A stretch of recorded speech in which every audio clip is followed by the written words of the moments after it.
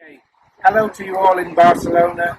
Special hello to Josep and his team in Riba-roja, Ginebre, a place that I would love to visit more often, but the COVID has kept me away. Here I am in Cyprus. I'm going to talk for a few minutes about the environment and about sustainability. So here we are on the coast, near Paphos. Beautiful, clean sea. The sea in Cyprus is famous for its clean beaches and low pollution. We have a problem here of seaweed that's washed up on the beach. It's a problem for the authorities because they don't know what to do with it. But actually it would be an opportunity if they could find a market for the compost, which for sure they could if they tried a bit harder. We also, over here, we have a non-native species. It's a wattle brought here from Australia for erosion control. It's gone a little bit mad. So we call it an invader species. But here in Cyprus, and indeed in Catalonia, we think about sustainability, and not just of the environment, but also about the culture and social sustainability, and of course economic sustainability.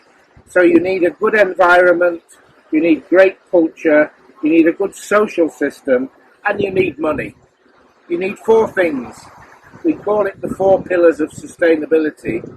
And with the Juniper Oven project, you have all four.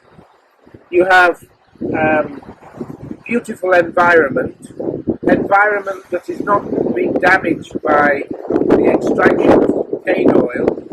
You have the culture of the old kilns.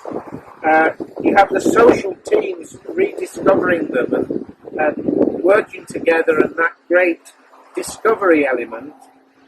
And what's necessary now, maybe with the building of the visitor centre, is to draw some money into the area. Tourists who want to come and see the juniper kilns and spend a little bit of money, maybe buying some products from juniper, like the cane oil, like some things carved from beautiful juniper wood. And this is what the work that Josep and his team, it's all about this. It's all about the four pillars of sustainability, and for sure here from Cyprus and from the UK, we want to help. We want to be involved, we want to learn, we want to teach, and it's a great opportunity for a European partnership. Here I am in Cyprus at Hirokitia. This is an ancient church, an Orthodox church, and here is a green man. Josep, you remember I showed you the green man in Riba-roja, Ginebre. This is an ancient symbol of man's relationship with the forest in particular, and with nature. This is a great place to talk about cultural sustainability. This church, if you just look round this corner, was much bigger. And when the Crusaders came, they fell out with the Orthodox priests, and they banished the priests to the mountains, and the churches became just small chapels, really. So this was a three-aisled Orthodox church, and now it's just the central aisle. Okay, let's go inside. Come on.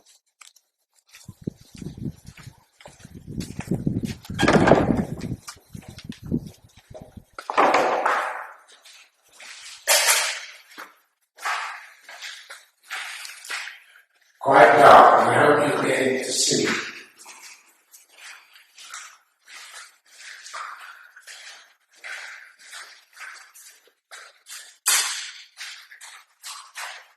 So this is interesting because we can see actually three layers of iconography, from Byzantine through to Venetian. If you look here at the layers, so behind one lot of plaster is another. So this church is a great place to think about the past. Just like the juniper kilns in Catalonia are an example, a record of the past. How people lived, what their endeavours. This, by the way, is the bishop's chair. So only when the bishop comes to this little church is this used. And if you go behind here, let's see if we can pick it out. Here is St. Catherine being broken on the wheel. Here, look at the top.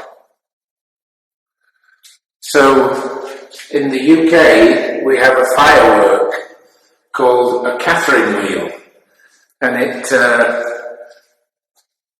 commemorates St. Catherine being broken on the wheel. Here is George on his horse, killing the dragon. The dragon needs a bit of tender loving care. This, the process of preserving churches in Cyprus is one of having a huge long list and trying to stabilise them rather than make them brand new. Of course, this is the same with the juniper kilns. You want to make them safe, you want to excavate them, you want to make them good for people to visit, but it's not the intention to start them all burning again with a large production of cane oil. We are now in an olive grove. Cyprus is famous for its ancient olive trees. This one is maybe 800 or 900 years old, which means it was planted around the time of the last crusade to the Holy Land. The olive trees are always being managed by man. If an olive tree is not managed and it gets tall, it splits and opens up and rock gets in and it dies. Only when mankind interact with the trees do they get truly ancient. So every year this tree gets some pruning, but every 5, 6, 7 years it gets a very heavy prune, which encourages it to give more olives, but also takes the strain off the trunk so it can get absolutely huge. And if this is managed correctly, it'll go on really forever. But here in Cyprus now, fewer and fewer people want to pick olives or manage olive groves. So for the first time in maybe 80 generations, these trees are under threat.